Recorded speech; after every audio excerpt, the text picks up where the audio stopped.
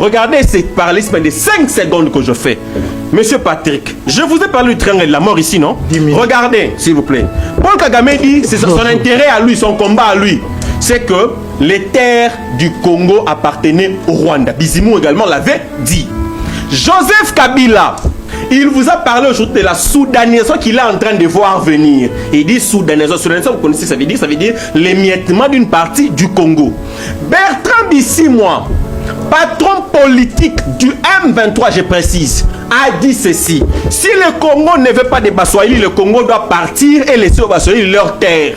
Propos crédibilisé par un communiqué de la Senko sur la stigmatisation des Swahiliphones à Kinshasa qui n'a jamais existé. Je prends Corneille Nanga. Nanga qui est venu ici avec un maquillage politique du fédéralisme. Or, nous savons comment est-ce que le fédéralisme en 1960 avec la loi fondamentale a ouvert la porte à des sécessions parce que la constitution de la loi fondamentale donnait la possibilité aux provinces de c'est un état fédéral. Merci. Donc, ce triangle que je vous donne, M23, Kabila, Rwanda, l'intérêt commun, comme ils ont dit qu'ils ont des objectifs communs, c'est l'émiettement du Congo. Puisque c'est ça l'évidence. Nous ici, nous devons nous liguer contre les intérêts, plutôt contre ceux qui mettent en mal les intérêts du Congo. Merci beaucoup. Nous battre contre eux et c'est comme ça que nous allons préserver l'intégrité territoriale. Merci, Jack Gaster. Merci. Joseph Kabila qui dit pouvoir se battre pour le Congo parce qu'il dit, il a dit ça dans les 12 points. Il a encore dit qu'il faut dans ses interviews dans ses interviews. Donc, continue à dénoncer la tyrannie de Tshisekedi. Voilà, c'est-à-dire il dit se battre en grosso modo pour l'intérêt du Congo. L'intérêt du Congo, je donne quelques éléments, 3 éléments, on va ensemble vérifier si Joseph Kabila est effectivement dans les intérêts du Congo. Premièrement, en 2020 ici, vous avez vu, je prends un cas de la Covid, ici c'était un drame humanitaire du monde entier. Les Congolais sont décédés, Joseph Kabila n'est pas sorti de sa réserve, il n'a rien dit. Deuxièmement, vous avez vu plus d'une fois ici, les gens ont connu des cas d'inondation, les gens sont morts.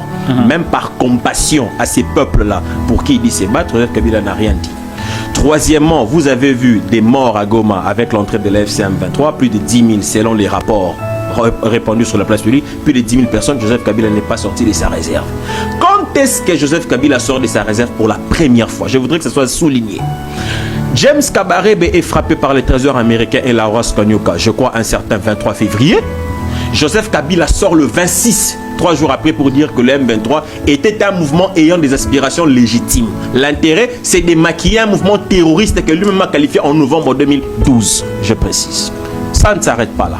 Deuxièmement, Joseph Kabila, quand est-ce qu'il sort encore de sa réserve où il fait son live, diffusion en priorité par une chaîne rwandaise, il parle de ces 12 points, ça intervient un jour après qu'on ait élevé ses immunités au Sénat, lorsqu'il est accusé d'être de complicité avec un mouvement terroriste. C'est là que Joseph Kabila parle. Il faut se poser la question. Est-ce que Joseph Kabila parle pour les Congo ou Joseph Kabila parle lorsque ses intérêts à lui sont mis à mal? Je vais sur Paul Kagame. Ouais. Paul Kagame... La paternité du mouvement. Exactement. Je vais sur Paul Kagame. Paul Kagame, il a dit quelque chose qui m'a tiqué. D'abord, je commence par son ministre des Affaires étrangères. Il s'appelle Olivier. Olivier quelque chose, là, Ndouyi quelque chose. Il a dit à un moment, il dit que le M23 et comment il s'appelle, et le Rwanda, et le Rwanda avaient un intérêt commun.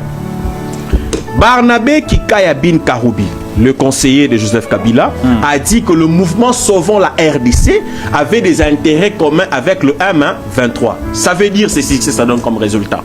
L'AFC a les mêmes intérêts que le Rwanda ayant les mêmes intérêts avec le M23 a les mêmes intérêts de facto avec le mouvement Sauvons la RDC. Vous avez en face de vous un triangle de personnes qui ont la même mission, les mêmes objectifs. Ça veut dire défaire les pouvoirs de Kinshasa. C'est ça que ça signifie. La conséquence ici qui devrait en principe se poser, comme Prince Kinana parle de Mouyaya, j'ai entendu dire, mais vous le laissez dire que vous restez sur les clichés Kabila. La conséquence qui devait s'imposer ici, c'est que qu'il s'agisse de moi qui suis casquetté pouvoir, qu'il s'agisse de Prince Kinana qui est casquetté opposition, qu'il s'agisse d'Enoch qui est, je crois, société civile, non? Parce que mouvement citoyen, société civile, non? Société civile. Peu plus proche de l'opposition. Non, dans tous les cas, il est société civile parce que je ne reconnais pas un mouvement citoyen être d'un camp politique. Ils sont de la société civile. Ça donne comme conséquence que nous tous ici, en principe, nous devions avoir le même langage et les mêmes combats. Le combat, c'est de bouter le Rwanda dehors. Et qui dit Rwanda? Rwanda avec ses majordomes, avec qui ils ont les mêmes intérêts. Parce que l'intérêt primordial du Rwanda, c'est quoi? Paul Kagame l'a dit. Paul Kagame a dit que le Congo aurait le Rwanda aurait des terres à réclamer au Congo. Et ce n'est pas Paul Kagame le premier à le dire. Je rentre en 98 jusqu'en 2000. Le président Bizimungu l'a dit. Lorsque nous étions dans les accords de Lusaka, il a dit qu'il fallait Berlin 2. Berlin 2, ça veut dire qu'il faut retracer les frontières du Congo avec redéfinir les frontières. Ça veut dire, une fois que vous avez déjà ces intérêts-là, sortis de Paul Kagame, sortis en son temps de Bizimungu, et que les intérêts AFC M23, les intérêts Kabila convergent ensemble, le Congo que nous sommes représentés ici, nous devions avoir le même combat. Ça veut dire débouter le Rwanda dehors, débouter Kabila dehors, débouter le M23 dehors. C'est un syllogisme formel parce qu'ils représentent tous les mêmes intérêts. Et l'intérêt, c'est de balkaniser la RDC comme les patrons du clan Paul Kagame l'a dit. Mais je suis quand même étonné ici de voir que Paul, qu'est-ce que j'ai dit, Prince Kinana, cataloguer l'affaire au niveau de Patrick Mouyaya. Ce n'est pas l'affaire de Patrick Mouyaya. Et ici, c'est que Prince Kinana aurait dû dire, moi j'aurais aimé Prince Kinana dire ceci. Voilà, puisque telle est l'évidence avec ces trios, ces triangles ici, même le pacte social pour la paix devait être déchiré et mis au niouf. Parce que le pacte social pour la paix vanté par Prince Kinana, c'est un agenda ici qui met en lumière les personnes qui sont des mèches avec Paul Kagame, comme je venais de faire la démonstration ici. Ça veut dire les Nanga, parce qu'ils ont pris en compte par le pacte social pour la paix. Les pasteurs Donatien Choule l'a dit ici, qu'on ne pouvait pas avoir pacte social pour la paix sans Nanga et sans Kabila. Or, Nanga et Kabila, c'est les trios que je vous ai démontré ici avec Paul Kagame. Comment les opposants tels que Prince Kinana ici peut soutenir le pacte social pour la paix tout en sachant que c'est le schéma et l'agenda de ces triangles qui veut non pas seulement la déstabilisation du pouvoir en place, mais également l'émiettement du Congo, parce que l'Inde a parlé de soudanisation ici. Donc, on n'est pas censé l'ignorer. Ici donc, réalisons ensemble, en faisant une observation simple. Kagame aujourd'hui s'assume. Il dit qu'il ne va pas lever les mesures défensives. Il est là. D'abord, quand il parle des mesures défensives, disons les termes simples, c'est une milice. Parce que lorsque une armée piétine et franchit les terres d'un autre pays sans qu'il y ait coopération militaire au préalable par un traité ou un accord, cette armée cesse d'être appelée armée pour devenir une milice. C'est une milice dans notre pays. Merci. Donc Kagame n'a pas besoin de maquiller ça comme vous le pensez. Moi je dis ceci. Si aujourd'hui on dialogue, vous voulez poser la question, on dialogue ici, la guerre s'arrête. Il a dit oui. C'est ce qu'il a dit, non? Or, pour que la guerre s'arrête, il faut que le Rwanda quitte notre sol. C'est ça que ça veut dire. La guerre va s'arrêter si le Rwanda quitte, non? En effet. Bon, vous l'avez posé. A retenu la guerre. Non, laissez-les. Qu'on les laisse. Concluez. Donc, le Rwanda ne peut quitter au Congo qu'après les dialogues selon Enoch. Ça veut dire que le Rwanda ne peut enlever ses troupes au Congo après le dialogue. On a les mesures défensives, c'est après la neutralisation. Laissez-les conclure. Bon, allez, vous agitez aujourd'hui, il n'est pas dans sa peau. Calme. Si c'est agité, s'il vous plaît. Laissez-les conclure. Si selon Enoch, le Rwanda quittera ce pays, ça veut dire l'agression va prendre fin après les dialogues. Voici ce que ça donne comme conséquence. Donc, les mesures défensives du Rwanda, c'est le M23. Tout à fait. Parce que une fois qu'on dialogue avec le M23, la guerre prend fin. Donc la conséquence du retrait du Rwanda, c'est le dialogue avec le M23. Selon les pactes sociaux. Donc le M23 constitue les mesures défensives. Donc une fois que non, mais c'est la logique normale. Une fois que le dialogue est fait avec le M23, le Rwanda quitte. Donc les mesures votre solution à vous? Notre solution, c'est la bonne gouvernance. Pourquoi vous êtes comme ça aujourd'hui? Laissez-les conclure. C'est lui qui relance. Laissez-les conclure.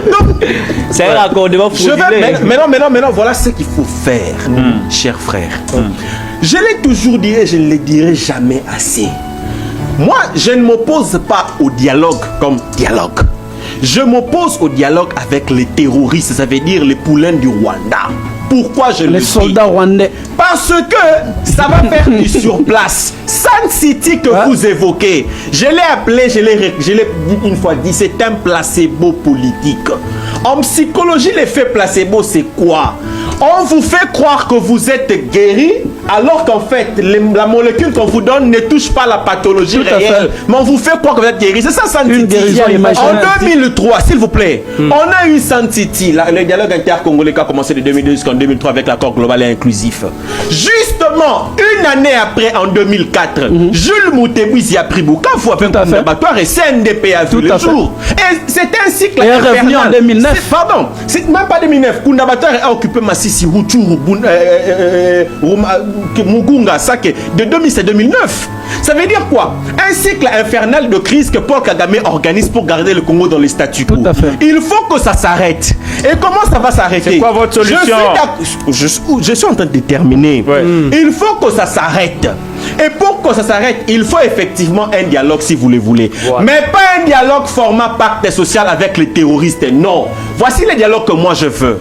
Dialogue entre toutes les personnes qui ont compris que l'intérêt du triangle de l'amour, ça veut dire Rwanda, Kabila, M23, doivent être dehors. Vous venez, vous les opposants, ensemble avec nous. Vous donnez les stratégies, comme vous dites que vous connaissez comment est-ce qu'on peut mettre à faire la guerre.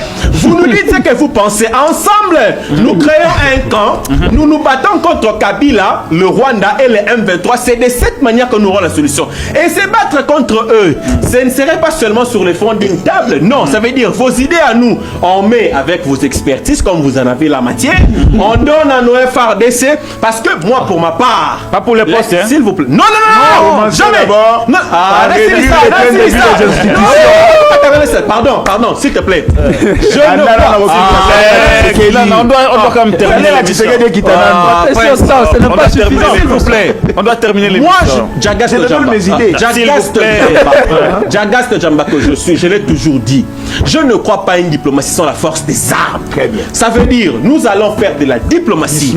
Un dialogue entre Congolais contre le Rwanda et les intérêts rwandais. Nous allons équiper les FRDC conséquemment et nous allons nous battre. Pourquoi j'ai dit les intérêts rwandais? C'est ici que je termine. Regardez ce parallélisme de 5 secondes que je fais.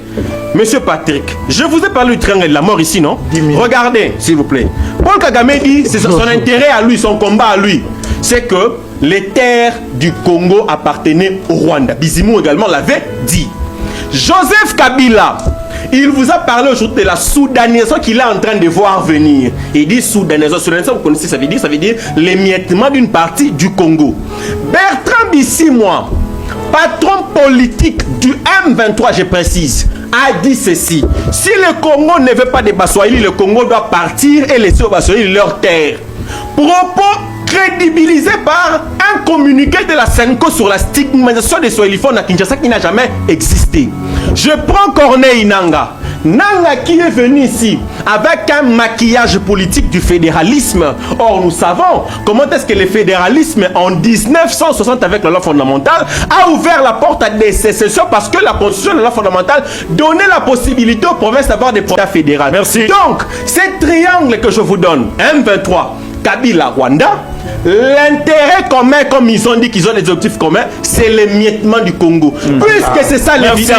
Nous ici, nous devons nous liguer contre les intérêts, plutôt contre ceux qui mettent en mal les intérêts du Congo. Merci beaucoup. Nous battre contre eux et c'est comme ça que nous allons préserver l'intégrité territoriale. Merci, Djaga.